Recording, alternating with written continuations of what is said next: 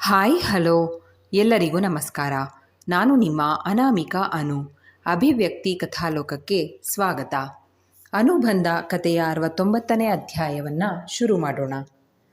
ಹೇಳಿ, ಏನು ನನ್ನ ಜೊತೆ ಮಾತಾಡಬೇಕು ಅಂದ್ರಂತೆ? ಮನಸ್ಸಿನಲ್ಲಿ ಅವ್ರ ಮೇಲೆ ಅನುಕಂಪ ಇದ್ದರೂ ಮಾತಿನಲ್ಲಿ ಅದನ್ನು ತೋರ್ಪಡುವ ತಪ್ಪು ಮಾಡಲಿಲ್ಲ ಜಾನಕಿಯವರು. ಆದರೆ ಅಲ್ಲಿಯೇ ಕುಳಿತಿದ್ದ ವ್ಯಕ್ತಿಯನ್ನು ಗುರುತು ಹಿಡಿದುಬಿಟ್ಟ ಚಿಕ್ಕು ಮಾತ್ರ.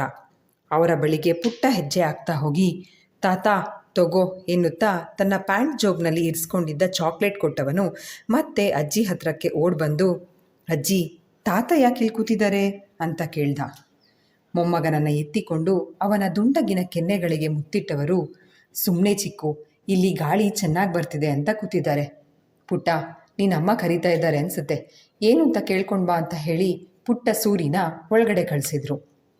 ಈಗ ತಮ್ಮ ಗಂಡನ ಕಡೆಗೆ ಅಸಡ್ಡೆಯ ಮುಖ ಮಾಡಿ, ಆ ಕಂದ ಅವತ್ತು ಸಹ ಅವನಾಗೆ ನಿಮ್ಮ ಬಳಿಗೆ ಬಂದಿದ್ದ, ಇವತ್ತು ನಿಮ್ಮನ್ನು ಕಾಣ್ತಾ ಇದ್ದ ಹಾಗೆ ತಾತ ಅಂತ ಹತ್ರಕ್ಕೆ ಬಂದ. ಒಮ್ಮೆಯೂ ಅವನನ್ನು ತಮ್ಮ ಮಡ್ಲಲ್ಲಿ ಕೂರಿಸ್ಕೊಂಡು ಮುದ್ದು ಮಾಡಬೇಕು ಅಂತ ನಿಮ್ಗೆ ಅನ್ನಿಸ್ಲೇ ಇಲ್ವಾ? ಸೂರಜ್ ಹೇಳೋದು ಸರಿ, ನಿಮಗೆ ನಿಮ್ಮ ಮೈ ಮನಸ್ಸು ಎಲ್ಲ ಕಡೆ ಬರೀ ಸ್ವಾರ್ಥನೇ ತುಂಬಿದೆ. ಅದಕ್ಕೆ ಸೂರಿ ಹೇಳಿದ ಕೆಲಸ ಮಾಡಿ, ಆಮೇಲೆ ಅದೇನಾಗುತ್ತೋ ಅನುಭವಿಸಿ. ಸುಮ್ಮನೆ ನನ್ನ ಬಳಿ ಬಂದು ಇಲ್ಲದ ಒಳ್ಳೆತನದ ಮುಖವಾಡ ಹಾಕ್ಕೊಂಡು ಅನುಕಂಪ ಗಿಟ್ಟಿಸ್ಕೊಳ್ಳೋದಕ್ಕೆ ನಾಟಕ ಆಡಬೇಡಿ. ಮುಖಕ್ಕೆ ಹೊಡೆದ ಹಾಗೆ ಮಾತಾಡಿ ಒಳಗೆ ನಡೆದುಬಿಟ್ರು. ತಾನು ಮೊದಲಿನಂತಿಲ್ಲ, ಬದಲಾಗಿದ್ದೀನಿ ಅಂತ ಮನೆಯವರಿಗೆ ಸಾಬೀತುಪಡಿಸಲು ನಾಳೆವರೆಗೂ ಕಾಯೋ ಕೆಲಸ ಮಾಡದೆ ಇಂದು ತಾವಾಗೆ ಪೊಲೀಸ್ ಎದುರಿಗೆ ಎಲ್ಲ ವಿಷಯನೂ ಹೇಳಿಬಿಡಬೇಕು ಅನ್ನೋ ತೀರ್ಮಾನ ಮಾಡಿ ಮನೆಯಿಂದ ಹೊರಟವರು ನೇರ ಪೊಲೀಸ್ ಸ್ಟೇಷನ್ ಕಡೆಗೆ ಹೆಜ್ಜೆ ಹಾಕಿದರು. ಮಾವ ಮನೆಯಿಂದ ಹೊರಟಾಗಿನಿಂದ ಸಪ್ಪೆ ಮೋರೆ ಹಾಕ್ಕೊಂಡು ರೂಮ್ ಸೇರಿ ಅಲ್ಲಿಯೇ ಮೌನವಾಗಿ ಕುಳಿತಿದ್ದ ಸಾನ್ವಿನ ಕಂಡು ಹಣೆ ನೇವಿಕೊಂಡ ಸೂರಜ್. ಅದೇನೇ ಸಾನು, ಮುಖ ಹೀಗೆ ದಪ್ಪ ಮಾಡ್ಕೊಂಡು ಕೂತಿದ್ದೀಯಾ? ಅಂಥದ್ದೇನಾಯಿತು? ಅವಳ ಬೇಸರ ಸಹಿಸಲಾಗದೆ ಕೇಳಿದ್ದ ಸೂರಜ್. ಇನ್ನೇನಾಗಬೇಕು ಸೂರಿ, ಎಲ್ಲ ಒಳ್ಳೇದಾಗ್ತಾ ಇದೆ ಅನ್ನುವಾಗ ನೀವು ಹೀಗೆ ಮಾವನನ್ನು ತಾಕೀತು ಮಾಡ್ತಾ ಅವರಿಗೆ ಶಿಕ್ಷೆ ಆಗಬೇಕು ಅಂತೆಲ್ಲ ಹೇಳ್ತಾ ಇದ್ರಲ್ಲ, ನನಗೆ ನಿಜಕ್ಕೂ ಇದೆಲ್ಲ ಇಷ್ಟ ಆಗ್ತಾ ಇಲ್ಲ. ಮೊದಲಿಗೆ ಅವರಿದ್ದ ಮನೆ ಕಸ್ತ್ಕೊಂಡ್ರಿ, ಆಮೇಲೆ ಆಫೀಸ್ನಲ್ಲಿ ಅವರ ಸ್ಥಾನ, ಪಾಪ ಗೆಸ್ಟ್ ಹೌಸ್ನಲ್ಲಿ ಇದ್ದರೆ ಅಲ್ಲಿಂದಲೂ ಖಾಲಿ ಮಾಡಿಸಿದ್ರಿ. ಈಗ ಜೈಲು ಶಿಕ್ಷೆ ಅಂತ ಮಾತಾಡ್ತಾ ಇದ್ದೀರಾ. ಅಕಸ್ಮಾತ್ ಮಾವ ನಿಜವಾಗ್ಲೂ ಬದಲಾಗಿದ್ದರೆ ಅವರಿಗೆ ಒಂದು ಚಾನ್ಸ್ ಕೊಡಬಹುದಾಗಿತ್ತು ಅಲ್ವಾ ಸೂರಿ? ಇಷ್ಟೆಲ್ಲ ಕಟುವಾಗಿ ನಡೆದುಕೊಳ್ಳೋ ಅವಶ್ಯಕತೆ ಇತ್ತಾ? ಸಾನ್ವಿ ಮಾತು ಕೇಳಿ ಕೋಪ ಬಂದರೂ ಅದನ್ನು ನಿಗ್ರಹಿಸಿಕೊಂಡ ಸೂರಜ್. ಹೂ ಕಣೆ ನನ್ನ ಪೆದ್ದು ಮುದ್ದು, ಅವರು ನಿನಗೆ ಅವಮಾನ ಮೋಸ ಕಷ್ಟ ಕೊಡ್ತಾನೇ ಇರಲಿ, ನೀನು ಅವರಿಗೆ ಪಾಪ ಪಾಪ ಅಂತ ಒಂದು ಚಾನ್ಸ್ ಕೊಡ್ತಾನೇ ಇರು. ನಿನ್ನ ಜೀವನದಲ್ಲಿ ಏನೇನೆಲ್ಲ ನಡೆದಿದ್ರೂ ಇನ್ನೂ ಬುದ್ಧಿ ಕಲ್ತಿಲ್ವಲ್ಲೇ ನೀನು? ಇದೊಂದೇ ಬೇಜಾರು ಕಡೆ ನನ್ನ ಮೇಲೆ ನನಗಿರ್ಗೋದು ಎಂದು ಹೇಳುತ್ತಾ ಮಂಚಕ್ಕೆ ಒರಗಿ ಕೂತ. ಸೂರಜ್ನ ಮಾತಿಗೆ ನಸುನಕ್ಕು ಅವನ ಮಡಿಲಲ್ಲಿ ತಲೆ ಇರಿಸಿ ಹಾಸಿಗೆ ಮೇಲೆ ಮೈ ಚೆಲ್ಲಿದ ಸಾನ್ವಿ, ಸೂರಿ, ನಿಮಗೆ ನನ್ನ ಪೆದ್ದುತನ ಮಾತ್ರ ಕಾಣಿಸ್ತಾ ಇದೆ ಅಲ್ವಾ? ಆದರೆ ನನಗೆ ಮಾವನ ಬದಲಾದ ಮನಸ್ಸು ಕಾಣಿಸ್ತಾ ಇದೆ. ನಾನು ನಿಮ್ಮ ಹಾಗೆ ನಡ್ಕೊಂಡಿದ್ರೆ ನನಗೆ ನನ್ನ ತಂದೆ ಪ್ರೀತಿ ಸಿಗ್ತಾನೇ ಇರಲಿಲ್ಲ. ನನ್ನ ತಂದೆ ಏನು ಕಡಿಮೆ ತಪ್ಪು ಮಾಡಿದ್ರಾ? ನಾನು ಸಣ್ಣ ಮಗುವಾಗಿದ್ದಾಗ ಇವಳನ್ನು ಯಾವುದಾದ್ರೂ ಆಶ್ರಮಕ್ಕೆ ಸೇರಿಸಿ ಅಂತ ನನ್ನನ್ನು ಅವರ ಅಣ್ಣನ ಮನೆ ಬಾಗ್ಲಲ್ಲಿ ಬಿಟ್ಟು ಹೋಗಿದ್ರು ಅಲ್ವಾ? ನನಗಾಗ 3 ತಿಂಗಳು ಸೂರಿ. ನನ್ನ ಪುಣ್ಯಕ್ಕೆ ದೊಡ್ಡಮ್ಮ ಹೆತ್ತ ತಾಯಿಯ ಹಾಗೆ ನನ್ನನ್ನು ಸಾಕಿ ಸಲಹಿ ನನಗೆ ಮರುಜನ್ಮ ನೀಡಿದ್ರು. ಆದರೆ ದೊಡ್ಡಪ್ಪ ಯಾವತ್ತೂ ನನ್ನ ಅಪ್ಪನ ಸ್ಥಾನ ತುಂಬಲಿಲ್ಲ. ಇನ್ನು ನನ್ನ ಹೆತ್ತ ಅಪ್ಪ ನನ್ನ ಸಾಕಲಿಲ್ಲ, ಸಲಹಲಿಲ್ಲ. ಆದರೂ ನನ್ನ ನೋಡೋ ವ್ಯಾಮೋಹ. ಅದಕ್ಕೆ ಅಲ್ವಾ ಅವರು ನಾನು ಹೋಗೋ ಕೃಷ್ಣನ ದೇವಸ್ಥಾನದಲ್ಲಿ ಜಾತಕ ಹೇಳೋ ಸನ್ಯಾಸಿ ಹಾಗೆ ಬಂದಿದ್ದು. ಹರಿದ್ವಾರದಿಂದ ಬಂದ ಮಹಾಪುರುಷರು ಅವರು ಅಂತ ನಾನು ಎಷ್ಟು ಭಕ್ತಿ ತೋರಿಸ್ತಾ ಇದ್ದೆ ಗೊತ್ತಾ ಸೂರಿ? ಆಕ್ಸಿಡೆಂಟ್ ಆಗಿ ನಾನು ಅರೆ ಪ್ರಜ್ಞಾವಸ್ಥೆಯಲ್ಲಿದ್ದಾಗಲ ಅವರು ಬಂದು ನನಗೆ ಚಿಕಿತ್ಸೆ ಕೊಡಿಸುವಾಗೂ ಈ ಸ್ವಾಮಿಗಳಿಗೆ ನಾನು ಎಂದೆಂದಿಗೂ ಚಿರಋಣಿ ಅಂತ ಭಾವಿಸಿದ್ದೆ. ಆದರೆ ಆಮೇಲೆ ಅವರೇ ನನ್ನ ಹೆತ್ತ ತಂದೆ ಅನ್ನೋ ವಿಚಾರ ತಿಳಿದು ಮೊದಲಿಗೆ ಬೇಸರ ಆದರೂ ಅವರನ್ನು ಕ್ಷಮಿಸಿ ಅವರ ಮಗಳಾಗಿ ಹೊಸ ಬದುಕು ಕಟ್ಕೊಂಡೆ. ನೀವು ಹೀಗೇನೆ ಮಾವನವರನ್ನು ಒಮ್ಮೆ ಕ್ಷಮಿಸಿ ನೋಡಬಹುದಲ್ವಾ? ಸಾನ್ವಿ ಮಾತು ಕೇಳ್ತಾ ಇದ್ದವನು ಈಗ ಅವಳ ತಲೆ ನೇವರಿಸಿ ಹಣೆಗೆ ಬೆಚ್ಚನೆಯ ಮುತ್ತಿಟ್ಟವನು, ನಿನ್ನ ತಂದೆ ನಿನ್ನ ತೊರೆದು ಹೋಗಿದ್ದು ತಪ್ಪು ಸಾನು.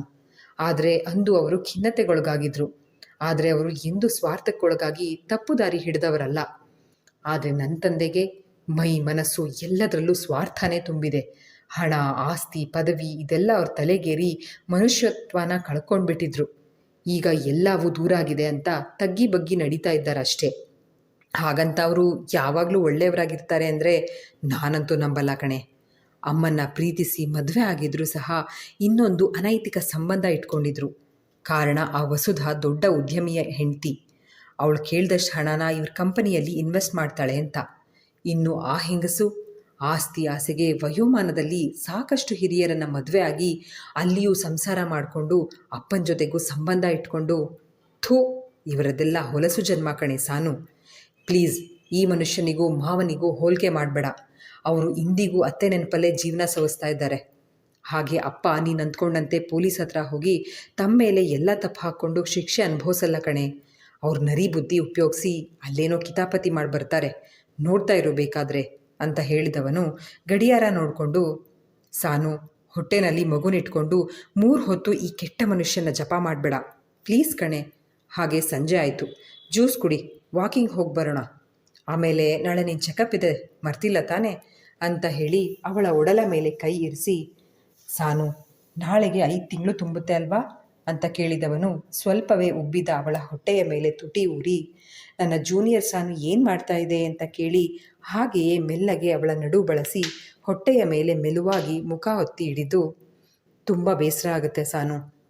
ಚಿಕ್ಕು ನಿನ್ನ ಹೊಟ್ಟೆಲಿದ್ದಾಗ ಇದ್ಯಾವುದರ ಅನುಭೂತಿ ಆಗಲೇ ಇಲ್ಲ ನನಗೆ ಎಂದು ಹೇಳಿದವನ ಕಣ್ಣಲ್ಲಿ ನೀರನ್ನು ಕಂಡು ಎದ್ದು ಕೂತ ಸಾನ್ವಿ, ಸೂರಿ ಪ್ಲೀಸ್, ನೀವಿಷ್ಟೊಂದು ಎಮೋಷ್ನಲ್ ಆದರೆ ಹೇಗೆ ಹೇಳಿ?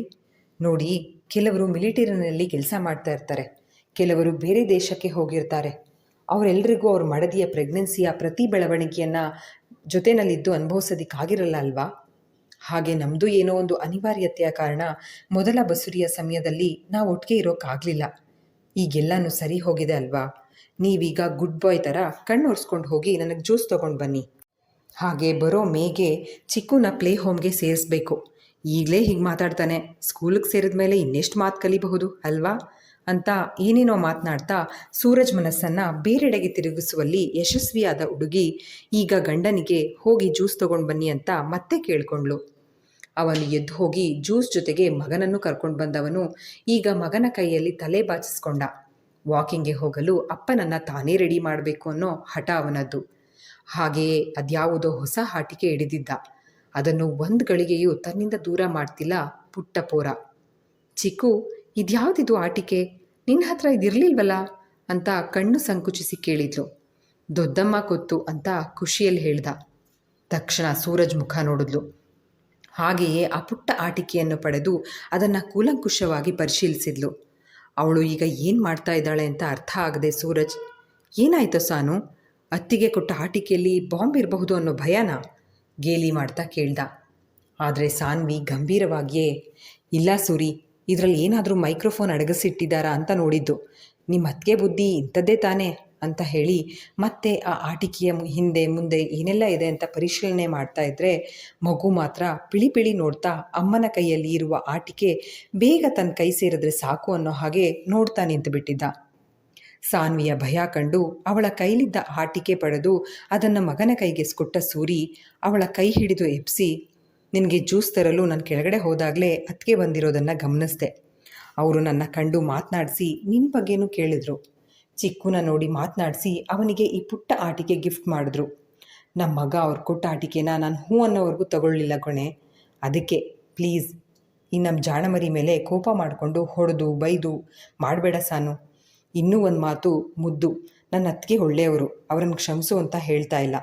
ಆದರೆ ನೀನು ಅವ್ರ ವಿಚಾರದಲ್ಲಿ ಇಷ್ಟೊಂದು ಹೆದರೋ ಅಗತ್ಯ ಇಲ್ಲ ಎಂದು ಹೇಳಿದವನು ಈಗ ಕೆಳಗೆ ಹೋಗಿ ಅತ್ತಿಗೆಯನ್ನು ಮೀಟ್ ಮಾಡೋಣ ಅಂದರೆ ಸಾನ್ವಿ ಮನಸ್ಸಿನಲ್ಲಿ ಅದೇನೋ ಅರಿಯದ ಆತಂಕ ಮೂಡಿತ್ತು. ಆದರೆ ಜೊತೆಯಲ್ಲಿ ತನ್ನ ಇನಿಯನಿರುವಾಗ ಹೆದರುವ ಅಗತ್ಯ ಇಲ್ಲ ಅಂತ ಅವನ ತೋಳನ್ನು ಬಳಸಿ ಮೆಲ್ಲಗೆ ಮೆಟ್ಟಿಲಿಳಿದು ಬಂದರೆ ಸೋಫಾದಲ್ಲಿ ಕುಳಿತಿರುವವರನ್ನು ಕಂಡು ದಂಗಾಗಿ ಬಿಟ್ಲು ಸಾನ್ವಿ. ಅಕ್ಕ, ಇದು ನೀವೇನಾ? ಇದ್ಯಾಕೆ ಹೀಗೆ ಸೊರಗು ಹೋಗಿದ್ದೀರಾ ಅಂತ ಕೇಳುತ್ತಾ ಬಂದು ಅವರ ಪಕ್ಕ ಕೂತ್ಲು. ಸಾನ್ವಿಯ ಸ್ವಲ್ಪವೇ ಉಬ್ಬಿದ ಹೊಟ್ಟೆಯನ್ನು ಕಂಡು, ಕಂಗ್ರಾಟ್ ಸಾನ್ವಿ, ಮತ್ತೆ ತಾಯಿ ಆಗ್ತಾ ಇರೋದಕ್ಕೆ. ಹೋದ ಸಲ ನಾನು ನಿನ್ನ ಪ್ರೆಗ್ನೆನ್ಸಿ ಟೈಮ್ನಲ್ಲಿ ಎಷ್ಟು ಕಷ್ಟ ಕೊಟ್ಬಿಟ್ಟೆ ಅಲ್ವಾ? ನನಗೆ ಫ್ಯಾಕ್ಟ್ರಿ ಹಾಕೋಕ್ಕೆ ನಿನ್ನ ತಾಯಿ ಹೆಸರಿನಲ್ಲಿದ್ದ ಜಾಗ ಬೇಕೇ ಬೇಕು ಅನ್ನೋ ಹಠ ಇತ್ತು. ಆಗ ಮಾವನೇ ನನಗೆ ನಿನ್ನನ್ನು ಆ ವಸುಧಾ ಕೈಗೆ ಒಪ್ಪಿಸ್ಬಿಡೋಣ, ಆ ಹೆಂಗಸು ನಿನ್ನ ಜೊತೆಗೆ ಏನಾದರೂ ಮಾಡಲಿ, ನಾವು ಮಾತ್ರ ಸಮಯ ನೋಡಿ ಆಸ್ತಿ ಪತ್ರಗಳಿಗೆ ಸಹಿ ಹಾಕ್ಸ್ಕೊಂಡು ಬಿಡೋಣ ಅಂದರು. ನನಗೆ ಆ ಕ್ಷಣಕ್ಕೆ ಮಾವನ ಮಾತುಗಳೆಲ್ಲ ಸರಿ ಅನಿಸಿ ಬಿಟ್ಟಿತ್ತು. ಅಲ್ಲದೆ ನಿನ್ನ ಸೂರಿ ಮಧ್ಯೆ ಇದ್ದ ಅತಿಯಾದ ಪ್ರೀತಿಯನ್ನು ಕಂಡು ನಾನು ಕಿರಿಕಿರಿ ಮಾಡಿಕೊಂಡಿದ್ದೆ. ನೀನು ದೂರ ಆದರೆ ಸೂರಿ ಸಹ ಬುದ್ಧಿ ಕಲಿತಾನೆ ಅಂತ ಅನಿಸ್ಬಿಡ್ತು. ಆದರೆ ನಿನಗೆ ಗೊತ್ತಲ್ವ ಸಾನ್ವಿ, ಈ 2 ವರ್ಷದಲ್ಲಿ ಏನೇನು ನಡೆದು ಹೋಯಿತು ಅಂತ. ನಾನು ಆಸೆ ಪಟ್ಟ ಹಾಗೆ ಸೂರಜ್ನ ಮೀರಿಸೋ ಉದ್ಯಮಿ ಆಗೋಕ್ಕೆ ಆಗಲೇ ಇಲ್ಲ. ಅಲ್ಲದೆ ನನ್ನ ಯುವರಾಜ್ ಸಂಬಂಧ ಕೂಡ ಮುರಿದು ಬೀಳೋ ಹಂತ ತಲುಪಿಬಿಟ್ಟಿದೆ. ಇದೆಲ್ಲದರ ಮಧ್ಯೆ 6 ತಿಂಗಳ ಹಿಂದೆ ನನ್ನ ತಂದೆ ತೀರ್ಕೊಂಡ್ರು. ಅಪ್ಪ ಇರೋವರೆಗೂ ನನ್ನನ್ನು ಪ್ರತಿ ಕ್ಷಣ ಪ್ರೀತಿಯಿಂದ ಕಾಣ್ತಾ ಇದ್ರು.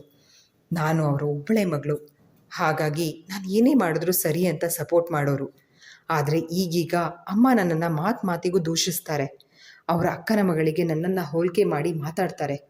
ನಾನು ಸಂಸಾರ ನೆಟ್ಟಗೆ ಮಾಡೋ ಯೋಗ್ಯತೆ ಇಲ್ಲದವಳು ಅಂತ ಬೈದಾಗ ಬೇಸರ ಆಗೋದಂತೂ ಸುಳ್ಳಲ್ಲ. ಈ ಹಿಂದೆ ದುಡ್ಡಿನ ಅಹಂಕಾರದಲ್ಲಿ ನಾನು ತಪ್ಪು ಮಾಡಿದಾಗೆಲ್ಲ ಒಮ್ಮೆಯೂ ನನ್ನನ್ನು ತಿದ್ದೋಕ್ಕೆ ಪ್ರಯತ್ನ ಪಡದೇ ಇದ್ದ ನನ್ನ ತಾಯಿ ಈಗ ನಾನು ಸರಿ ಇಲ್ಲ ಅಂದರೆ ನನಗೆ ಬೇಸರ ಆಗಲ್ವಾ? ಇರಲಿ, ಇದೆಲ್ಲ ನನ್ನ ಸಮಸ್ಯೆ. ನಿಮ್ಮ ಬಳಿ ಹೇಳಿಕೊಂಡು ನಾಟಕ ಆಡ್ತಾ ಇದ್ದೀನಿ ಅಂತ ಅನ್ನಿಸ್ಕೊಳ್ಳೋದಕ್ಕೆ ಇಷ್ಟ ಇಲ್ಲ. ಯುವಿ ಹತ್ರ ಹೋಗಿ ಈ ವಿಚಾರ ಹೇಳಿ ನಾನು ಡಿವೋರ್ಸ್ ತೊಗೊಳ್ಳೋದು ಬೇಡ ಅಂದಾಗ ಅವನು ಇದೇ ಮಾತು ಹೇಳಿ ನನ್ನ ಮನಸ್ಸಿಗೆ ತುಂಬ ನೋವು ಮಾಡಿಬಿಟ್ಟ. ನಾನು ಮೊದಲಿನಂತೆ ಇಲ್ಲ. ನನಗೂ ಈಗ ಜೀವನ ಅಂದರೆ ಏನು ಅಂತ ಅರ್ಥ ಆಗಿದೆ. ದುಡ್ಡೇ ಎಲ್ಲ ಅನ್ನೋ ನನ್ನ ಹುಚ್ಚು ಕಲ್ಪನೆ ಈಗ ತಪ್ಪು ಅನ್ನೋದು ಗೊತ್ತಾಗಿದೆ. ಅದನ್ನು ಯುವಿಗೆ ಹೇಳೋಣ ಅಂತ ಅಂದ್ಕೊಂಡ್ರೆ ಅವನು ನನ್ನ ಒಂದು ಮಾತನ್ನು ಕೇಳೋ ತಾಳ್ಮೆ ತೋರಿಸ್ತಿಲ್ಲ. ಸಾನ್ವಿ, ನೀ ನನ್ನ ಸ್ವಾರ್ಥಿ ಅಂತ ಬೈಕೊಂಡ್ರೂ ಪರವಾಗಿಲ್ಲ. ನೀನು ನನ್ನ ಪರವಾಗಿ ಯುವಿ ಹತ್ರ ಮಾತಾಡ್ತೀಯಾ? ನನಗೊಂದೇ ಒಂದು ಕೊನೆ ಅವಕಾಶ ಕೊಡ್ತಾನ ಅಂತ ಕೇಳ್ತೀಯಾ? ನೀತಾ ಮಾತಿಗೆ ಸಾನ್ವಿ ಏನಾದರೂ ಹೇಳೋ ಮೊದಲೇ ಸೂರಜ್, ಕ್ಷಮಿಸಿ ಅತ್ಗೆ. 2 ವರ್ಷದ ಹಿಂದೆ ಹೀಗೆ ನಿಮ್ಮ ಮತ್ತು ಅಣ್ಣನ ಮಧ್ಯೆ ಪ್ರೀತಿ ಹುಟ್ಲಿ ಅನ್ನೋ ಕಾರಣಕ್ಕೆ ಸಾನು 3 ತಿಂಗಳು ಬಸ್ರಿ ಆಗಿದ್ದರೂ ನಿಮಗೋಸ್ಕರ ಚಿಕ್ಕಮಗಳೂರುವರೆಗೂ ಪ್ರಯಾಣ ಮಾಡಿ ನಿಮ್ಮ ಮನಸ್ಸಿನಲ್ಲಿ ಪ್ರೀತಿ ಬಗ್ಗೆ ಇರುವಂಥ ತಪ್ಪು ಕಲ್ಪನೆ ದೂರ ಮಾಡಿದ್ಲು ನೋಡಿದ್ರು. ನೀವು ಅವಳ ಬದುಕಿನ ಜೊತೆ ಹೀಗೆಲ್ಲ ಆಟ ಆಡ್ಬಿಟ್ರಿ ಅಂತ ಹೇಳ್ದ. ಇಲ್ಲಿಗೆ ಈ ಸಂಚಿಕೆ ಮುಕ್ತಾಯವಾಯಿತು. ಸಂಚಿಕೆ ನಿಮ್ಮೆಲ್ಲರಿಗೂ ಇಷ್ಟವಾಗಿದೆ ಅಂತ ಭಾವಿಸ್ತೇನೆ. ದಯವಿಟ್ಟು ನಿಮ್ಮ ಅನಿಸಿಕೆ ಅಭಿಪ್ರಾಯಗಳನ್ನು ಕಮೆಂಟ್ ಸೆಕ್ಷನ್ನಲ್ಲಿ ಹಂಚ್ಕೊಳ್ಳೋದನ್ನು ಮರಿಬೇಡಿ. ಧನ್ಯವಾದಗಳು.